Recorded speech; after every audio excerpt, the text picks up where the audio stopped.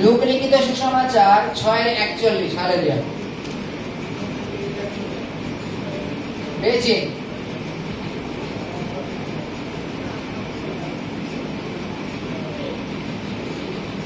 আর তোমার ভ্রাতার চোখকে যে কুটা কাটাছে তা কেন দেখিতেছ, কিন্তু তোমার নিজের চোখকে যে কড়ি কাটাছে তা কেন ভাবিয়া দেখিতেছ না?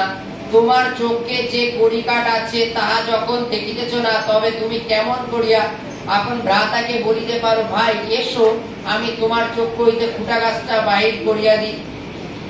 তোমার নিজের চোখে যে কড়ি কাট আছে তাহা তো তুমি দেখিতেছ না। হে কপটিয়া, আগে আপনার চোখ হইতে কড়ি কাট বাহির করিয়া ফেলো, পরে আপন ভ্রাতার চোখের কুটা কাট আছে তা বাহির করিবার নিমিত্তে স্পষ্ট দেখিতে পাইবে। হালেলুয়া।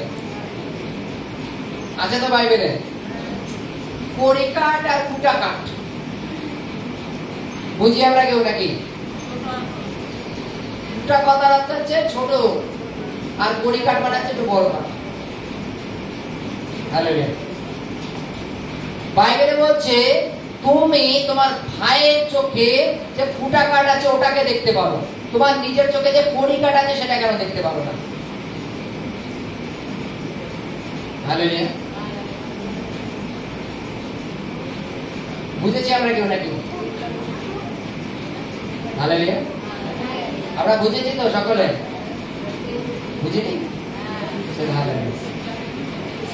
বাইবেলে বলছে আমরা যে কোনো ক্ষেত্রে সামনের ব্যক্তিকে তার দোষটাকে দেখিয়ে দিই, সামনের ব্যক্তিকে তার পাপটাকে দেখিয়ে দিই, সামনের ব্যক্তি তাকে ভুলটাকে বারবার ধরিয়ে দিই, কিন্তু আমাদের যে এত পাপ, এত ভুল, এত সমস্যা সেটা আমরা কেউ দেখি না, তাই তো? বাইবেলে বলছে, যেমন উদাহরণ, যদি মনে করো তোমার কোনো কাজ করতে করতে তোমার চোখে একটা কিছু চলে গেল, চলে যাওয়ার পরে তুমি কাউকে বলছো আমার চোখে কি আছে একটু বের করে দিত, তো সে একটা কাপড়ের টুকরো নিল, আস্তে আস্তে করে বের করে দিল, যেটা আমরাও করি, কাজে কি আমাদেরও হয়। কড়ি কাট আর কুটা কাট, কুটাতে খুব সামান্য আর কড়ি কাট হচ্ছে অনেক বড়। মনে করো দুজনের চোখে ঢুকেছে, একটা বড় চোখ, একটা চোখে একটা বড় ঢুকেছে, একটা চোখে একটা ছোট ঢুকেছে। যার চোখে বড় ঢুকেছে সে ছোটটাকে বলতে পারবে তারা দুটাকে আমি বের করে দিই। আরে নিজের চোখে তো বড় একটা ঢুকে রয়েছে, তার উপর তার জল হচ্ছে নাকি, সে পরিষ্কার দেখতে পাচ্ছে না, তাহলে অন্যটা কি করে বের করবে? বলছে প্রথমে নিজেরটা বের করো, তাহলে অন্যটা পরিষ্কার ভাবে দেখতে পারবে, তাই তো নাকি? আজকে যদি নেশাগ্রস্ত পিতা বাবা আর কি সন্তানদের যদি বলে এই মদ খেয়ে কিন্তু বাড়ি ঢুকবি না, তাহলে কিন্তু বাড়িতে দাঁড়িয়ে দেবো, সন্তান কি বলবে? তুমি কেন খাও, তুমি কেন খাও? তুমি আমার হয়তো সপ্তাহে একদিন খেয়ে আসি, তুমি তাই আমাকে বলছো বের করে দেবো, তুমি যে রোজ খেয়ে আসো, তোমার চোখে যে ফুটা বডি কাট রয়েছে, আমার চোখে তো ফুটা কাট, তুমি আমার একদিনের পাপটা দেখতে পাচ্ছ, তুমি তো সারা সপ্তাহে পাপ করে বেড়াচ্ছ। বাইবেলে বলছে উদাহরণস্বরূপ যদি দুটো ভাই থাকে, সেই দুটো ভাই মনে করো বড় ভাই খুব খারাপ র্যাঙ্কের পাপ কাজ করে, যেমন মনে করো 2 নম্বরে কাজ করে, এবং ছোট ভাই হয়তো কারোর বাড়ি থেকে হয়তো একটা সাইকেল চুরি করে সবাই নিয়ে এসছে, সে ভাইকে প্রচুর পরিমাণে শাসন করছে, কেন? তুই কেন চুরি করলি? চুরি করা পাপ জানিস না? চুরি করতে নেই জানিস না? কিন্তু তার বড় ভাই কি কাজ করে? হালেলুয়া। তার বড় ভাই কি কাজ করে? সে আরো বেশি মন্দ কাজ করে। সে নিজে ঠিক না হয়ে ভাইয়ের চোখের ফুটো কাটটা বের করতে যাচ্ছে। সেই বড়দা যদি নিজে ভালো হয় তাহলে ভাইকে বলতে পারে তুই চুরি করবি না, তুই 200-500 টাকা যা ইনকাম করলি তাতে যা সংসার চলবে তাতেই সন্তুষ্ট থাকবি, চুরি করবি না।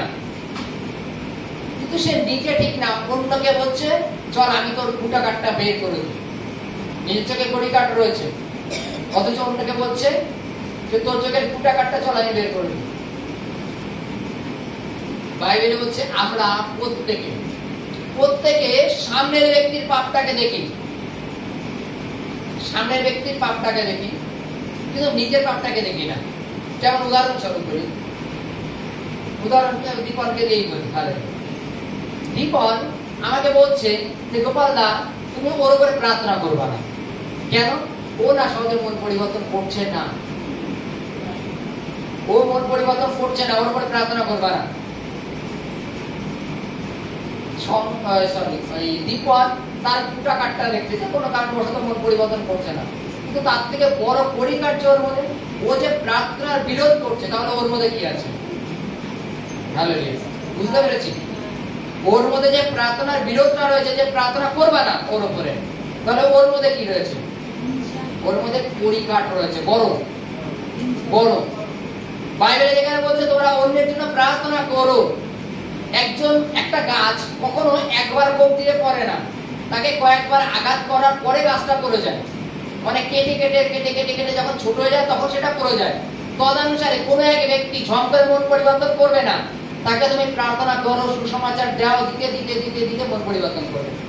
সে যখন বুঝতে পারবে যে তাই তো আমি ভুল পথেই তো চলছি, তাকে যদি ভুল পথের বিষয়ে শিক্ষা না দেওয়া হয়, আমি যদি আবার ঘরে বসে গেলাম, তাহলে সেই ব্যক্তি মন পরিবর্তন করবে কি করে? তুমি অন্যের পাপটা দেখতে পাচ্ছ, অথচ নিজের পাপটা দেখছো না। বুঝলাম? দীপন অন্যের পাপটাকে আমাকে দেখিয়ে দিচ্ছে, অথচ নিজের পাপটাকে দেখতে পাচ্ছে না। ও আমাকে বিরোধ করছে যে তুমি ওর পরে প্রার্থনা করবে না, তুমি ওর বাড়িতে যাবে না, ওকে প্রার্থনা করো, ওকে নিয়ে যাবে না কোথাও, ওকে মেসেজ দেবে না করো। তাহলে তাকে যদি আমি সংস্পর্শে না রাখি, তাহলে সে কি হবে? বিগড়ে যাবে। হালেলুয়া। দীপনের কি করা উচিত? নিজেকে পরিবর্তন করা উচিত আগে, তারপরে বলা উচিত চলো আমরা তাকেও পরিবর্তন করতে সাহায্য করি। নিজের চোখের পরিকাঠটাকে বের করতে হবে, তারপরে অন্যের চোখের পুজো কাঠটাকে বের করতে হবে। আমরা সকলেই পাপী, আবার সকলেই ধার্মিক, এরকম একটা বিষয়। যখন অন্যকে